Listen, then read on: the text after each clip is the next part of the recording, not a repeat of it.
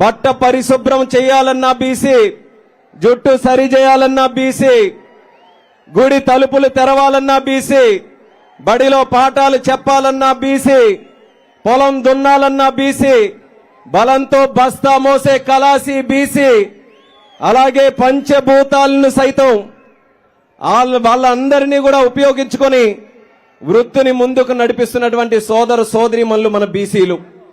ఒక సముద్రం మీద ఆధారపడే మత్స్యకారులు కావచ్చు, అగ్గితో చెలగాటమాడే స్వర్ణకారులు కావచ్చు, ఇలా పంచభూతాలను సైతం వా శక్తినన్నింటినీ కూడా ఇనుమజింపేటటువంటి శక్తి కేవలం బీసీలకే ఉందనేది మనం తెలుసుకోవాలి. అటువంటి బీసీలు స్వాతంత్రం వచ్చిన తర్వాత ఎంతో మంది పల్లకలు మనం అందరం కూడా మోసాం. కానీ మొట్టమొదటిసారిగా పల్లకి ఎక్కే అవకాశం కల్పించిన ఏకైక నాయకుడు విశ్వవిఖ్యాత నట సార్వభౌముడు స్వర్గీయ నందమూరి తారక రామారావు గారిని తెలియజేసుకుంటున్నాను.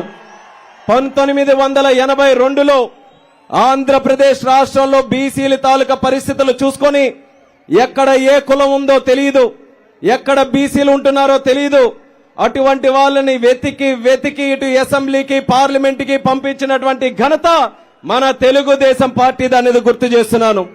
ఈ రోజు రామ్మోహన్ నాయుడు ఒక బీసీగా 2 పర్యాయాలు పార్లమెంట్ సభ్యుడిగా వెళ్లాడనంటే దానికి మొట్టమొదట పునాది స్వర్గీయ కింజరాపు ఎర్రన్నాయుడు గారి దగ్గర పడింది. ఆ పునాదులు వేసినటువంటి మహానుభావుడు స్వర్గీయ నందమూరి తారక రామారావు గారు. ఇలా ఉమ్మడి ఆంధ్రప్రదేశ్ లో ప్రతి జిల్లాలో కూడా వెనుకబడినటువంటి తరగతుల్ని, మైనారిటీ సోదరుల్ని వాళ్ళందరికీ కూడా ముందుకు నడిపించే అవకాశం తెలుగుదేశం పార్టీ కల్పించింది. అటువంటి ఆ యొక్క సిద్ధాంతాలను ముందుకు నడిపిస్తూ చంద్రబాబు నాయుడు గారు కూడా ఎన్నో కార్యక్రమాలు మన అందరి కోసం చేశాడు. 2014 నుంచి 19 వరకు మనకి విద్య పరంగా, ఉపాధి పరంగా ఎన్నో కార్యక్రమాలకి ఆయన శ్రీకారం చుట్టి కోట్ల రూపాయలు ఖర్చు పెట్టడం జరిగింది. ఒక విదేశీ విద్యా పథకం ద్వారా మనలాంటి పేద బీసీ కుటుంబాలు కూడా విదేశాల్లో వెళ్లి చదువుకోవాలనంటే ఆ అవకాశం చంద్రబాబు నాయుడు గారు కల్పించారు. సుమారు 3700 కోట్ల రూపాయలు బీసీ కార్పొరేషన్ల ద్వారా లోన్లు అందించి మనం ఎవరమైనా సరే ఆర్థికంగా బలపడాలనంటే ఆ సౌకర్యం చంద్రబాబు నాయుడు గారు ఆ రోజు కల్పించారు. అలాగే ఎన్నో కార్యక్రమాలు ఆదరణని కొని ఎన్నో అలాంటి కార్యక్రమాలు, పథకాలు మన బీసీల కోసం చంద్రబాబు నాయుడు గారు ఆ రోజు అన్ని రకాలుగా కూడా తోడ్పాటును అందిస్తూ ముందుకు నడిపించడం జరిగింది. అయినా సరే ఒక్క అవకాశం చెప్పినటువంటి దుర్మార్గుడు జగన్మోహన్ రెడ్డి 2019లో వచ్చిన తర్వాత అత్యధికంగా నష్టపోయినటువంటి వర్గం ఈ రాష్ట్రంలో ఎవరైనా ఉన్నారనంటే అది మన బీసీలమే అనేది మనం అందరం కూడా గుర్తుపెట్టుకోవాల్సినటువంటి అవసరం ఉంది. ఈ రోజు బీసీలకి ఏ విషయంలోనైనా న్యాయం జరుగుతుందా అనేది మనం అందరం కూడా ప్రశ్నించుకోవాలి.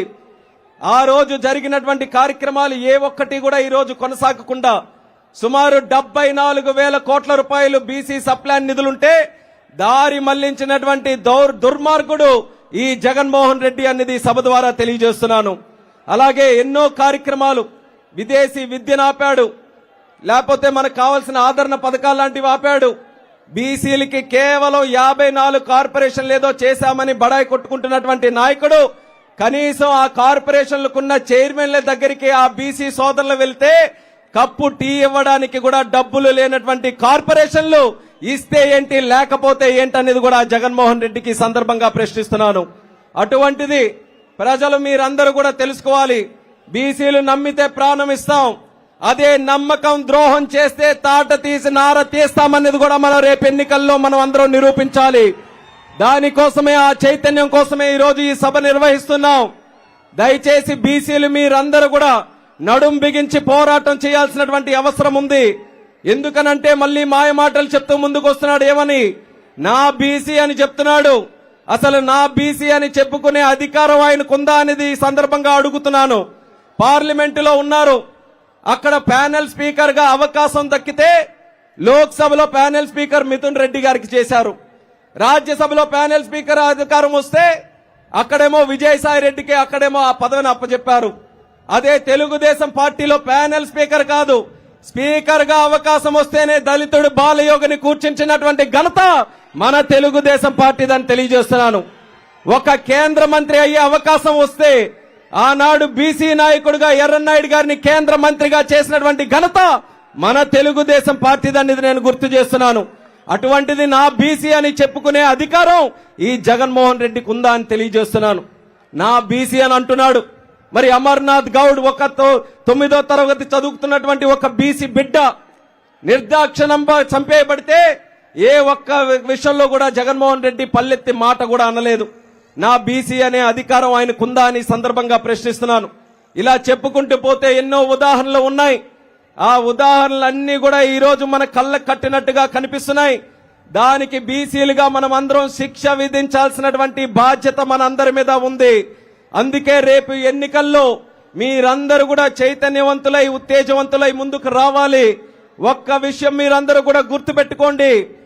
బీసీ ఆట తెలుగుదేశం, బీసీ పాట తెలుగుదేశం, బీసీ మాట తెలుగుదేశం, బీసీ బాట తెలుగుదేశం, బీసీ ఆశ తెలుగుదేశం, బీసీ ఆశయం తెలుగుదేశం, బీసీ జెండా Telugu Desam, BC agenda Telugu Desam, BC ప్రాణం తెలుగుదేశం అన్నది రాబోతున్నటువంటి ఎన్నికల్లో మనం అందరం కూడా నిరూపించి తెలుగుదేశం జనసేన పార్టీ కూటమి ఏదైతే ఉందో అఖండమైనటువంటి మెజారిటీతో వచ్చే ఎన్నికల్లో గెలిపించమని మళ్ళీ ఈ సందర్భంగా మీ అందరికీ కూడా తెలియజేసుకుంటూ రాష్ట్ర నలుమూలల నుంచి విచ్చేసినటువంటి వారందరికీ కూడా మరొక్కసారి పాదాభివందనాలు తెలియజేసుకుంటూ సెలవు తీసుకుంటున్నాను.